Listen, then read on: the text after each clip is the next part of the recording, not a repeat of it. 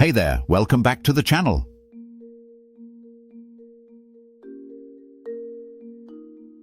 Have you ever felt like you're putting up with way too much in your life? Maybe it's a job that drains you, a relationship that's not working, or just a general feeling of being stuck. Today we're diving into a crucial topic, why you need to stop tolerating too much. This video might just be the wake-up call you need. So, let's get into it and explore why it's time to raise your standards and live life on your terms. First, let's talk about what it means to tolerate too much. It's when you accept situations, behaviors, or conditions that don't align with your values or well-being. Think about it. Are you constantly stressed at work? Do you have friends who consistently let you down? Are you living in a place that doesn't feel like home? These are all examples of tolerating too much. Now, why do we do this to ourselves? Often, it's because we're afraid of change or conflict. We might think, well, it's not that bad, or at least I have a job. But here's the thing. Settling for less than you deserve can have serious consequences. Let's break down some of these consequences. Decreased self-esteem. When you constantly accept less than you deserve, you start to believe that's all you're worth. Increased stress. Tolerating difficult situations day after day takes a toll on your mental and physical health. Missed opportunities. When you're stuck in a cycle of tolerance, you might miss out on better options that come your way. Resentment. Over time, you might start to feel angry at yourself and others for the situations you've accepted. So, how do we break this cycle? It starts with recognizing your worth and setting boundaries. Let's go through some steps to help you stop tolerating too much. Step 1. Identify what you're tolerating.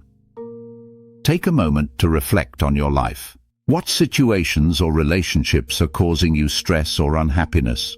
Write them down and be honest with yourself. Step 2. Understand your values. What's truly important to you?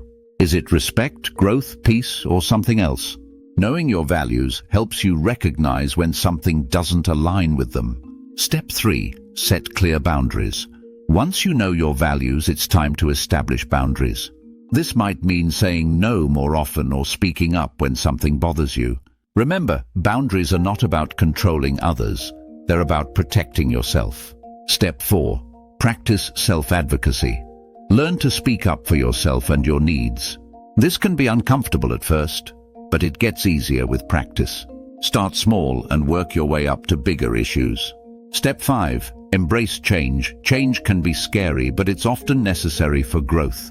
If a situation isn't serving you, be willing to make changes, even if they're difficult. Step 6. Seek support. You don't have to do this alone. Reach out to friends, family, or a therapist for support and guidance. Now, let's look at some real-life examples of how stopping tolerance can improve your life.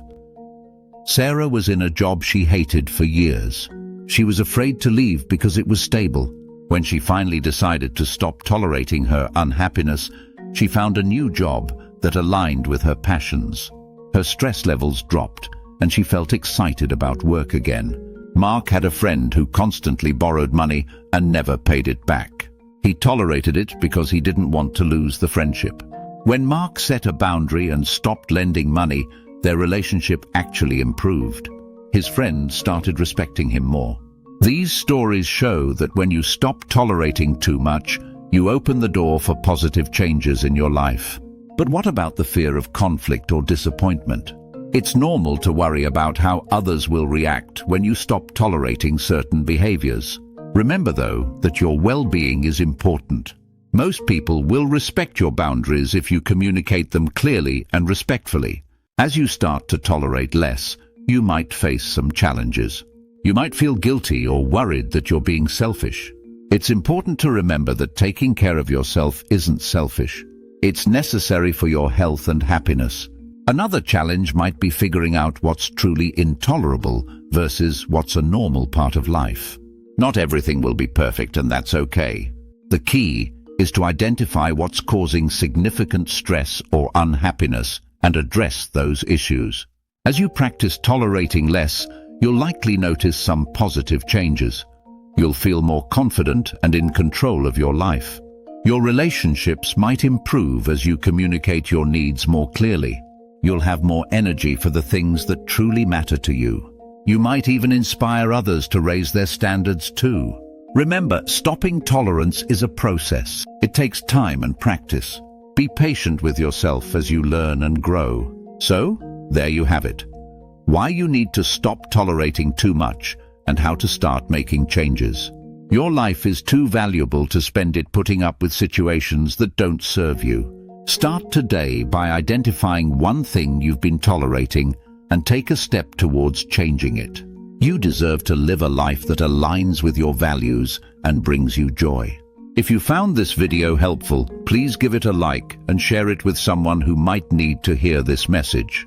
And don't forget to subscribe for more content on personal growth and well-being. Thanks for watching, and here's to living life on your own terms.